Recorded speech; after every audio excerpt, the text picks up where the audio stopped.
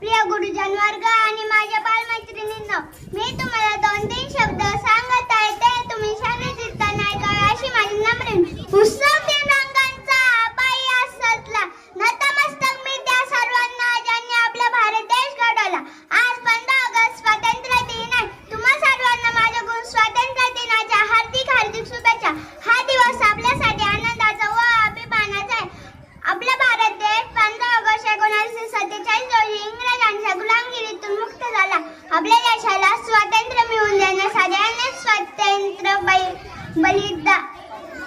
सैनिकांनी बलिदान दिले. त्या सर्व शूरवीरांना माझा कोटी कोटी प्रणाम. स्वातंत्र्य दिन हा राष्ट्रीय सण आहे. स्वातंत्र्यानंतर आपल्या देशाने अनेक शैक्षणिक प्रगती केली आहे. आपला भारत देश विविधतेत एकता असलेला देश आहे. आपण स्वतंत्र भारतात मुक्तपणे श्वास घेतो ते आपल्या वीरांच्या बलिदानामुळे. तेव्हा आपण ही जबाबदार नागरिक म्हणून देशप्रेम, एकता आणि देशाच्या प्रगतीसाठी प्रतिज्ञा करू.